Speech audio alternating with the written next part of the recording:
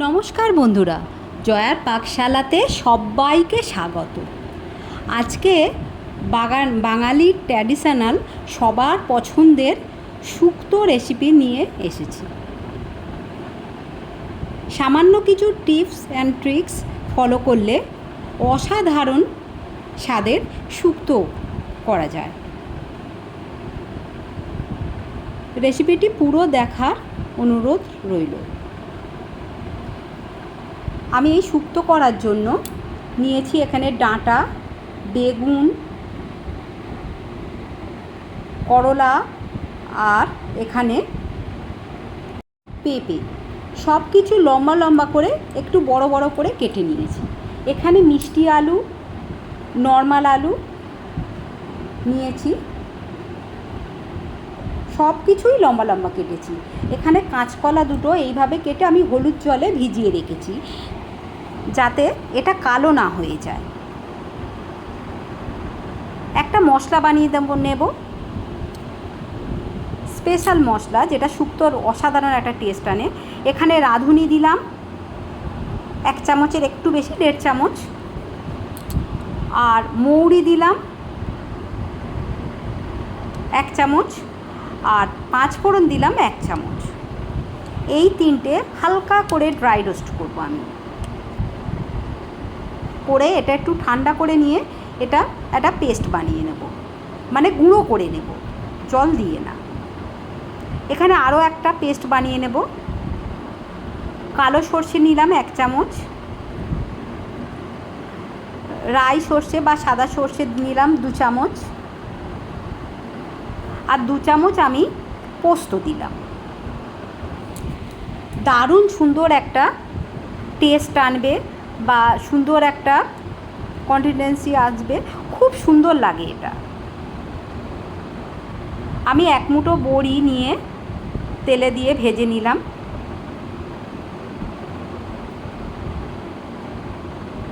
একটু লালচে করে বড়িটা ভেজে নেব।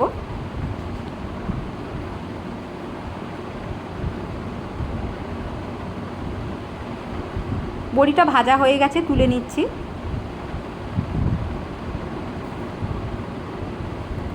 আবারও বেশ কিছুটা আমি সর্ষের তেল দিলাম। এর মধ্যে এবারে আমি কাঁচকলাটা দিয়ে দিলাম। কাঁচকলাটা হালকা একটু লালচে করে আমি ভেজে নেব।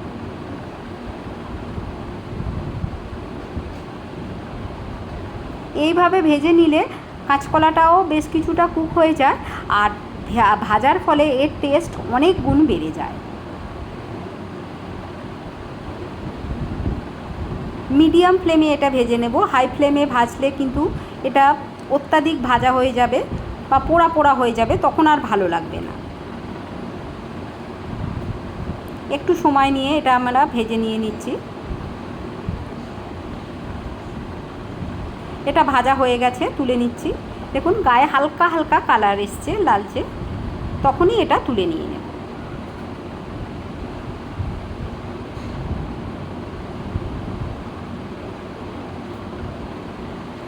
ওই তেলেই বেগুন দিলাম। বেগুনটা কিন্তু হাই ফ্লেমে ভাজবো, তা না হলে খুব নরম হয়ে যাবে। হালকা লালচে কালার যখন আসবে সেই সময় আমি তুলে নেব। আরও কিছুক্ষণ একটু ভেজে নেব। দেখুন লালচে কালার এসেই গেছে। এখনও দুটো একটা বেগুনে একটু কালারটা আসেনি।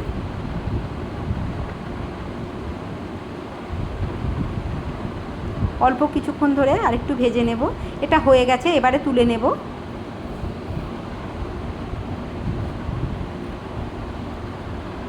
এটা শক্তও থাকবে কিন্তু ওপরটা ভাজা মতো হবে, সেই রকমভাবে ভাজতে হবে। তেলের মধ্যে এবারে আমি করলাটা দিয়ে দিলাম।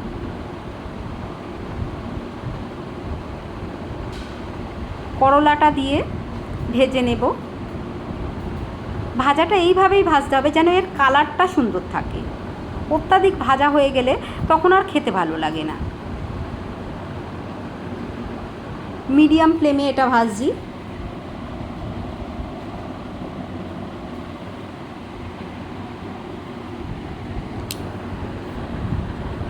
হালকা কালার ধরেছে, আরও একটু ভেজে নেব।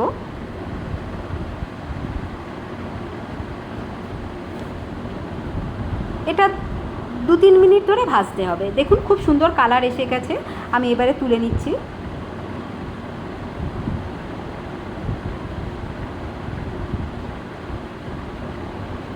সমস্ত করলাগুলো তুলে নেওয়া হয়ে গেছে। এখনও বেশ কিছুটা তেল আছে, আমি আর একটু তেল এর মধ্যে অ্যাড করলাম।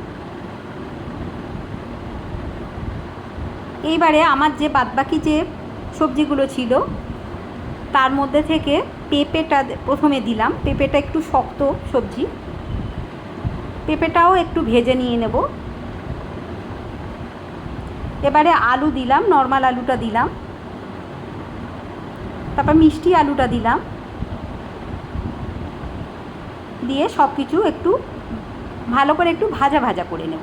এইভাবে ভেজে যদি শুক্তোটা করা যায়, শুক্তোর টেস্ট অসাধারণ হয়।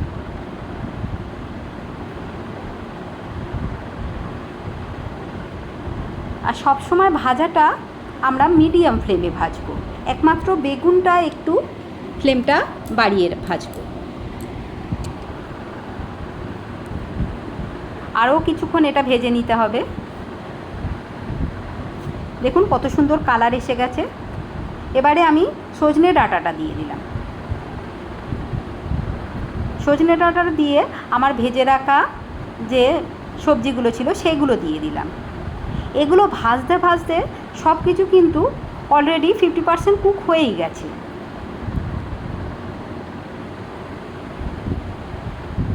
এবারে আমি যে পোস্ত আর সর্ষের যে পেস্টটা করে রেখেছিলাম সেইটা দিয়ে দিলাম।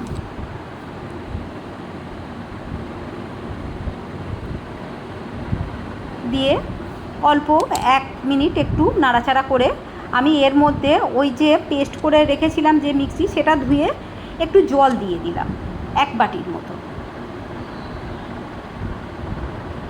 আপনারা এখানে পুরোটাই দুধ দিয়ে করতে পারেন, আমি একটু ফুটে উঠলে দুধটা ব্যবহার করব। এর উপরে এবারে আমি ভেজে রাখা করলাটা দিয়ে দিলাম, তারপর বড়িটা দিয়ে দিলাম। বড়িটা যদি না দেওয়া হয়, বড়িটা কিন্তু ভিতরে কাঁচা কাঁচা থেকে যায়। আমি ঢাকা দিয়ে হাই ফ্লেমে 2 মিনিট ফুটিয়ে নেব। খুব ভালো করে ফুটে গেছে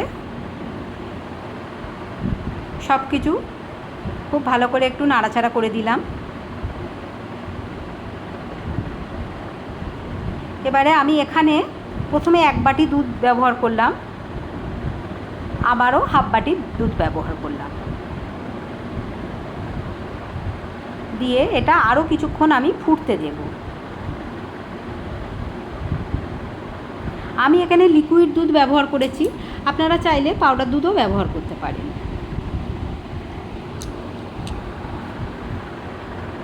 বেশ কিছুক্ষণ একটু ফুটিয়ে নেব।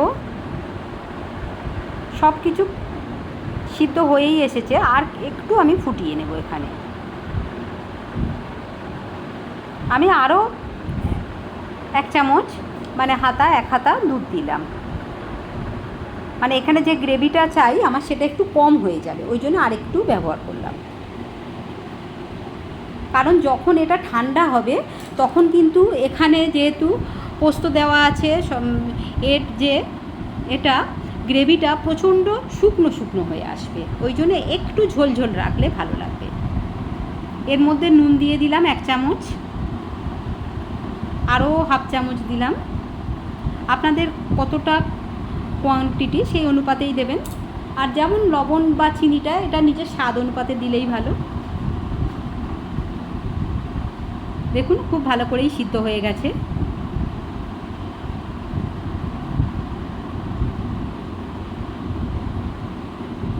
এর মধ্যে আমি ঘি দিলাম 1 টেবিল চামচ,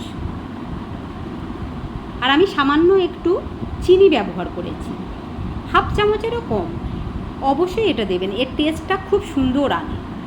আর এখানে যে মশলাটা আমি ড্রাই রোস্ট করেছিলাম সেটা দিয়ে দিলাম, রাঁধুনি, মৌরি আর পাঁচফোড়ন সেটা দিয়ে দিলাম। এটা এর দারুণ সুন্দর একটা ফ্লেভার আনবে। এটা হয়ে গেছে, আমি ফ্লেমটা এবার অফ করে দিচ্ছি। দেখুন কত সুন্দর দেখতে লাগছে। ছোট বড় সবাই যারা তেতো খেতে চায় না, শুক্তো খেতে চায় না, তারাও এটা খুবই ভালোবেসে খেয়ে নেবে। আমি একটা বাটির মধ্যে সার্ভ করে নিচ্ছি।